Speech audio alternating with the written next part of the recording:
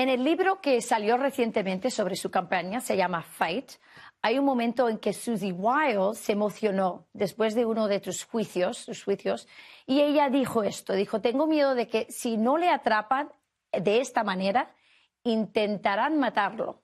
Tenía razón, lo hicieron, le dispararon 2 demócratas este verano, uno tenía vínculos con Ucrania y su hijo Eric dijo que el otro fue cremado más rápido que un perro doméstico. Está decidido a encontrar las respuestas sobre quién estuvo detrás de su intento de asesinato. Yeah. And so far they're all saying it was like a couple of nut jobs. Do you believe that? I don't know. You know, the one person had 18 telephones. I have a lot of phones, but that's like 3. Yeah. And they're made for special reasons. I don't know what to believe in it. I really don't. They did cremate him. His father went out and hired they weren't rich people. They were probably middle income. Mm-hmm. He's got the ultimate law firm, a white shoe law firm from Pittsburgh, Pennsylvania, Pittsburgh. And this was in Butler. So they went to Pittsburgh and they have a lawyer that, you know, IBM would hire. Right. Where did he get these, you know, this person? The other one had, the original one, the one from Butler, had 3 apps, and 2 of them were foreign-based. And I'll be honest, it has not been explained to me perfectly by other Secret Service or the FBI. We have somebody, 2 good people running that. And I would like to hear the explanation. Yeah. Even if it's not released to the public, I should be allowed to hear it. Amen. And I might very well release it to the public. But I wouldn't say it's been suitable yet. Who has 18 phones? And why were 2 of the other ones? And why they cremated him? You're right. Very quickly, it was all gone.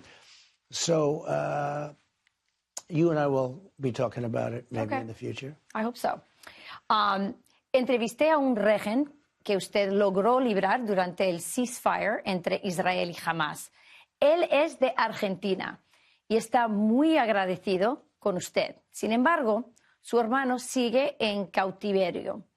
Está desesperado para que su hermano regrese a casa y sabe que la guerra está complicando su regreso. Escuche esto. Primero que debo decirle al presidente Trump es gracias, porque yo soy muy consciente que si hoy estoy aquí vivo y hablando contigo, es gracias a los esfuerzos del presidente Trump y toda su administración.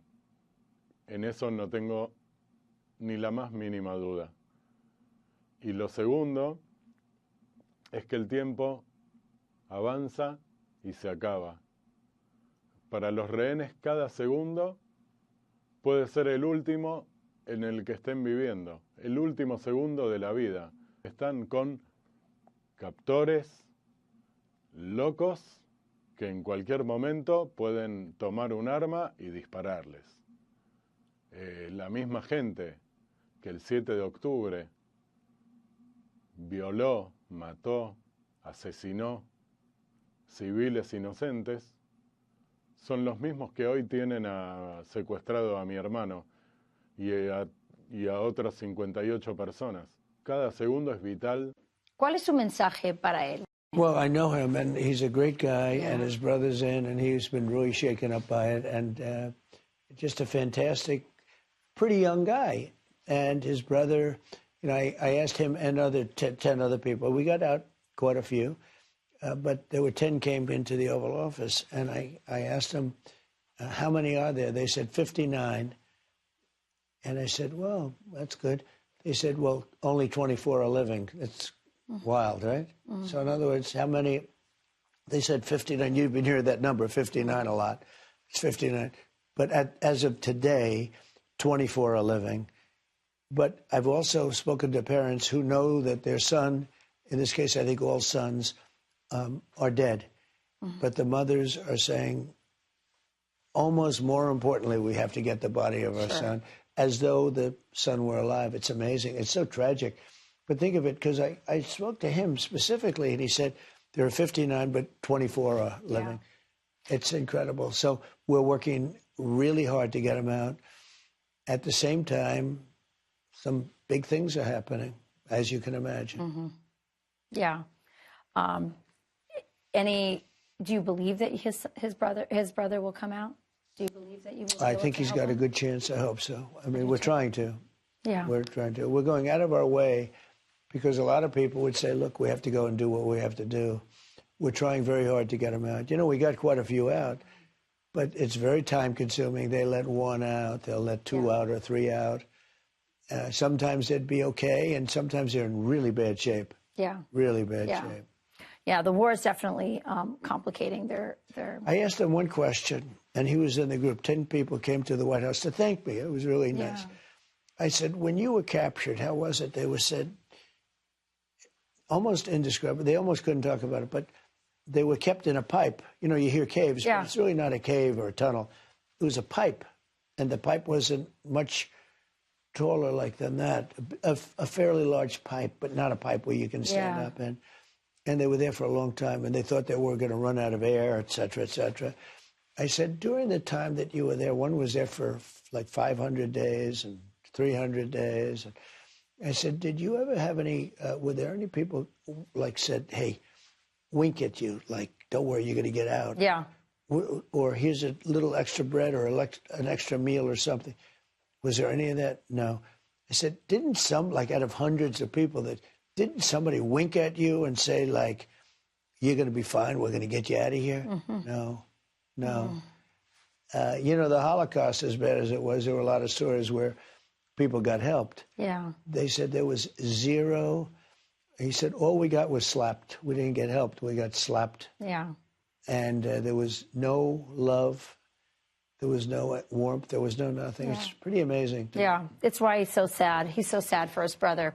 Hey, Sean Hannity here. Hey, click here to subscribe to Fox News YouTube page and catch our hottest interviews and most compelling analysis. You will not get it anywhere else.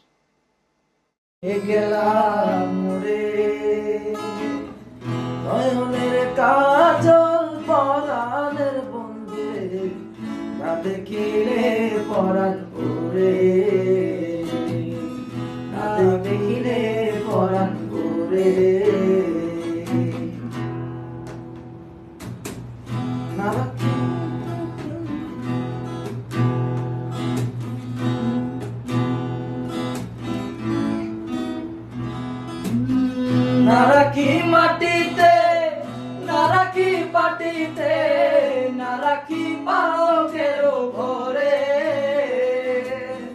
নারাকি মাটিতে নারাকি পাটিতে নারাকি পালকের ঘরে শীতির সুন্দরে রাখিব বন্ধুরে শীতির সিন্ধুরে রাখিব বন্ধুরে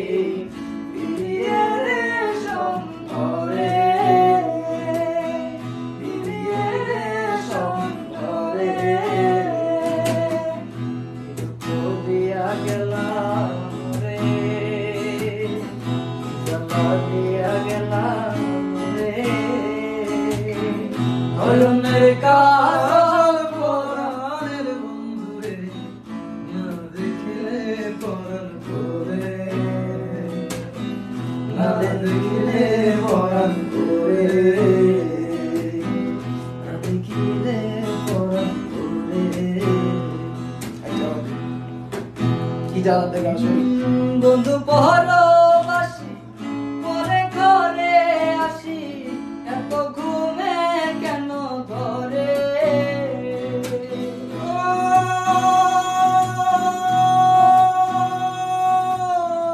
বন্ধু পরবাসী পরে ঘরে আসি এত ঘুমে কেন ধরে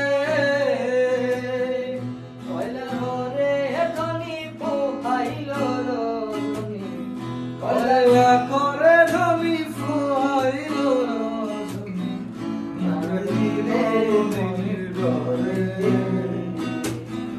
নারাকি মদিনীর ঘরে কি করে নয়নের কাজল পরাণের বন্ধুরে না দেখিলে পরাণ করে না দেখিলে পরাণ করে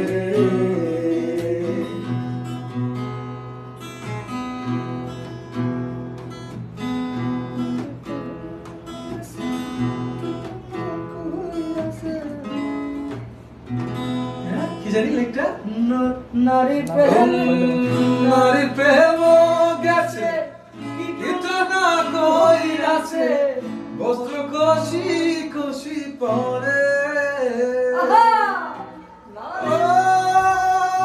নারী প্রেম গেছে কিন্তু না কইরাছে বস্ত্র কষি কষি পরে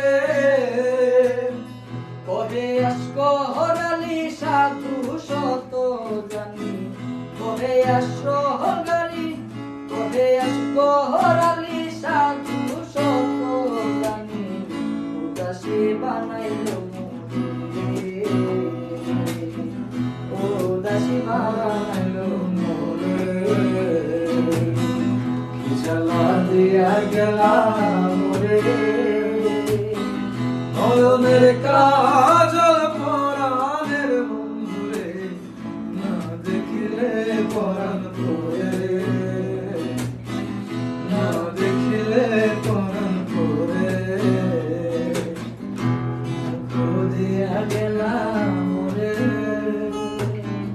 নয়নের কাজল পরাণের বন্ধুরে না দেখিলে পরাণ করে না দেখিলে পরাণ করে